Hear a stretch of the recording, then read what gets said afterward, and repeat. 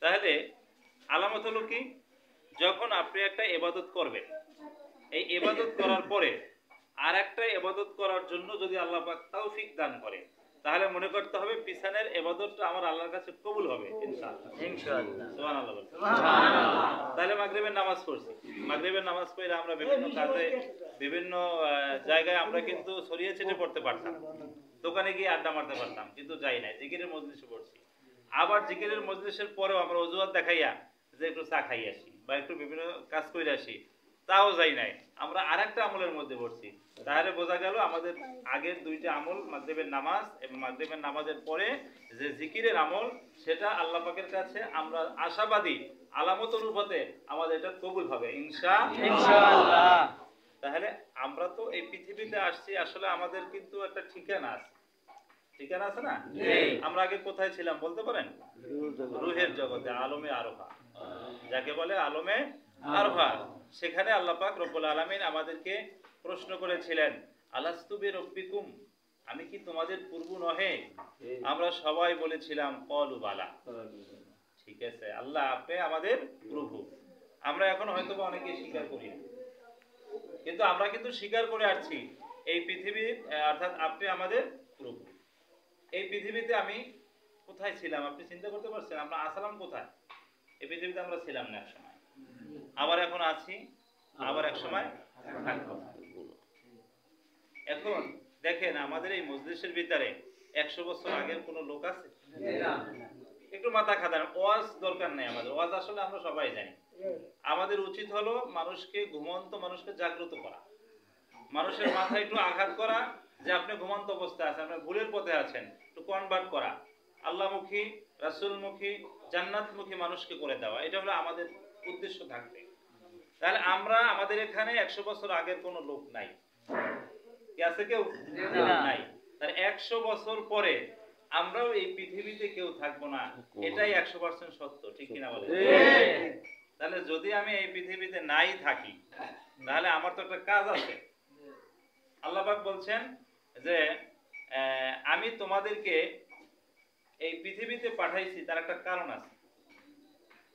ওমা খালাকতুল জিন্না ওয়াল ইনসা ইল্লা লিয়াবুদুন, আমি তোমাদেরকে একেবারে বেহুদা পাঠাই নাই যে তোমরা পৃথিবীর ভিতরে গর্বা গর্বা খাবা লবা সেটাই শেষ, এখানে না। আমি তোমাদেরকে পৃথিবীতে পাঠাইছি, একটা কারণ আছে। সেই কারণটা হলো তোমরা আমার সার্বক্ষণিক 24 ঘন্টা ইবাদত করবে। জোরে কাজ সুবহানাল্লাহ। 24 ঘন্টা ইবাদত কেমনে করব? 24 ঘন্টা ইবাদত করা কি সম্ভব? সম্ভব। যদি আল্লাহর রাসূলের তরিকা অনুপাতে হয়, তাহলে আমাদের 24 ঘন্টা ইবাদত হবে ইনশাআল্লাহ। আমরা যে প্রাকৃতিক দুর্যোগ, যেটা পায়খানা প্রস্রাব সারি, এখানে পায়খানায় বসে কি আমরা জিকির করতে পারি? না। কোরআন পড়তে পারি? না। কোন মাসনুন দোয়া পড়তে পারি? না। যারা বসে রয়েছি 5 মিনিট এখানে বসে একটু জিকির করে আগুয়ে রাখি, করা যায় না। আল্লাহ রসুলের তরিকা মতন যদি হয়, আপনি আমি যদি আল্লাহ রসুলের তরিকা অনুপাতে পায়খানায় যাই, লেট্রিনে যাই, বাথরুমে যাই, যাওয়ার আগে কিছু নিয়ম আছে, দোয়া আছে, এবং বাম পাও দিয়ে ঢুকতে হবে, ডান পাও দিয়ে বের হইতে হবে, পানিটা ডান পাশে রাখতে হবে, ঢিলা কুলুক ব্যবহার করতে হবে, কাপড়টা যতটুকু দরকার ততটুকু বের করতে হবে, সতর ঢাকা থাকতে হবে, সতর উলঙ্গ করা যাবে না। এই নিয়মতান্ত্রিক মোতাবেক রাসূলের হক অর্থাৎ তরিকা অনুপাতে যখন আমি এখানে 5 মিনিট সময় অতিবাহিত করব, এই 5 মিনিট সময়ের বদৌলতে আপনি যদি খানায় কাবায় বসিয়া নফল নামাজ পড়তেন, যেই সওয়াব হইতো সেই সওয়াব আমার আমলনামায় আল্লাহ পাক ওই 5 মিনিটের বদৌলতে দিয়ে দেবেন। জোরে সুবহানাল্লাহ। তাহলে ইবাদত হইল কিনা? হইছে। আমি ব্যবসা করি, আমরা ব্যবসা করি, ব্যবসার মাঝখানে আমি যদি দোকানে বসা এই চিন্তা ফিকির করি যে আমি কোনো মানুষকে মাপে কম দেব না, আমি কোনো মানুষকে ভেজাল দেব না, মরিচের গুঁড়ার সাথে ইটের গুঁড়া মিশাবো না, আটা অর্থাৎ হলুদের গুঁড়ার সাথে আটা মিশাবো না, চাউলের সাথে খুদ মিশাবো না, যদি আমার এই চিন্তা চেতনা থাকে, তাহলে আমি যে এখানে ব্যবসা করতেছি হক হালাল ভাবে যদি করি, আল্লাহ রসুল বলেছেন কাল কিয়ামতের ময়দানে কঠিন মুসিবতের সময় শহীদের দরজা তাকে দান করা হবে। সুবহানাল্লাহ। তাহলে ইবাদত হলো কিনা? আপনি মাঠে কাজ করতেছেন, ধানে পোজ দিতেছেন আর মুখে বলতেছেন লা ইলাহা ইল্লাল্লাহ, লা ইলাহা ইল্লাল্লাহ। এই যে মুখে আমরা জিকির করি, এতে কি কোনো সমস্যা হয়? না। ধান কাটতে কোনো সমস্যা হয়? না। কাজ করতে কোনো সমস্যা হয়? না। আপনি আল্লাহ আল্লাহ জিকির করতে পারেন, সুবহানাল্লাহ বলতে পারেন। এই যে ধান কাটলেন, সকালে 8টায় গেলেন আর আপনি 5টায় আসলেন, ওই ধান কাটার মাঝে আপনার ফিকির থাকলো আমি এই টাকা দিয়া, এই পয়সা দিয়া, এই ধান দিয়া আমার পরিবার, আহাল পরিজন, আত্মীয় স্বজন, গরিব মিসকিন যারা আছে তাদেরকে আমি একটা অংশ দান করব, আমিও এই জীবিকা নির্বাহ করে আমি আল্লাহর ইবাদত করব।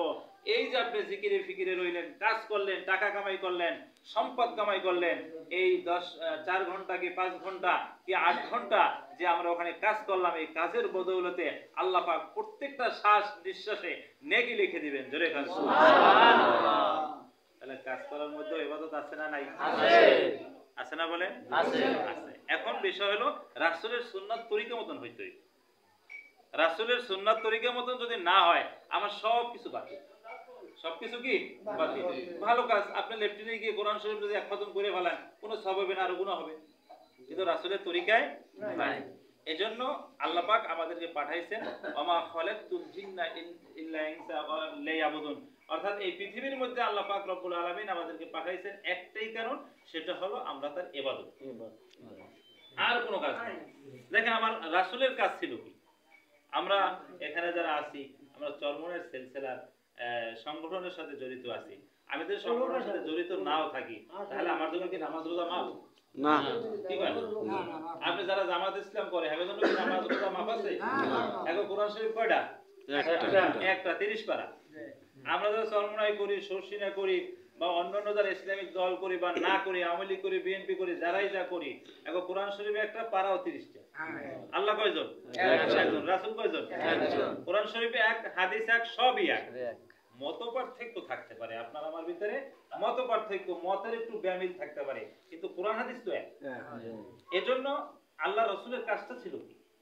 আল্লাহ রাসূল এই পৃথিবীতে আসিয়া মৌলিকভাবে 5টা কাজ করছেন। কয়টা বলেন? 5টা করছেন। এক নম্বরে হলো আপনার আত্মার সংশোধন। আত্মার সংশোধন করে, এটা তাজকিয়ায়ে নফস বলা হয়। কি বলা হয়? তাজকিয়ায়ে নফস। তাজকিয়ায়ে নফস হলো, দেখবেন সব সংগঠনের ভিতরে একটা রুলস আছে, যেটা হলো আপনি ঘুমাইতে গেলে আত্মসমালোচনা।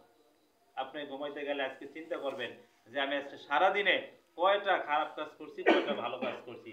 জান্নাতে অর্থাৎ আমার খারাপের সংখ্যা বেশি না গুনাহের সংখ্যা অর্থাৎ নেকির সংখ্যা বেশি? যদি দেখেন যে না আমার আজকে নেকির সংখ্যা বেশি, তাহলে আপনি ধরে নিতে পারি আমি জান্নাতের পক্ষের লোক। আর যদি বুঝি যে না আজকে গুনাহের সংখ্যাই বেশি, তাহলে আল্লাহর কাছে তওবা করতে হবে নাকি, এবং সব মানুষকে ক্ষমা করে ঘুমাইতে হবে। এটা কিন্তু সাহাবা আজমাইনদের একটা এই গুণ ছিল, সারা পৃথিবীর মানুষকে মাফ কইরা সে রাত্রে ঘুমাইতে দিত। এই যে আত্মশুদ্ধি, আত্মশুদ্ধি মানে কি? নিজের আত্মাকে শুদ্ধ করা। আমার আপনার যদি আত্মা শুদ্ধ না হয়, তাহলে কোনো জিনিস শুদ্ধ হবে না। নামাজ পড়তে দাঁড়াইছেন, আমরা নামাজ পড়ি, দেখেন অনেক বাবাজিরা, আমি একটা মসজিদে চাকরি করি, আমি প্রতিদিন সকালবেলা জিকিরের পরে ওনাদেরকে নিয়ে 1 ঘন্টা আধা ঘন্টা আমি সময় দিই। আমাদের মুসল্লি আছেই এখানে, সময় দিয়ে আমি সূরা কিরাত, অন্তত 5টা সূরা, আত্তাহিয়াতু, দুরূদ শরীফ, দোয়া মাসুরা, দোয়া গুলো আমার পড়ানো শেষ। চেষ্টা করতেছি, একজন আলহামদুলিল্লাহ কইতে যাই আর কিছু কইয়া ফেলাই, কিন্তু চেষ্টা চালাইতেছি। এখন যারা পড়তেছে তাকেও বলতেছি যে আপনারা চেষ্টা চালান। আপনারা যে 60 বছর 50 বছর হয়ে গেছে, যে নামাজগুলো পড়ছেন, একটা নামাজও সূত্র মতন হয় নাই।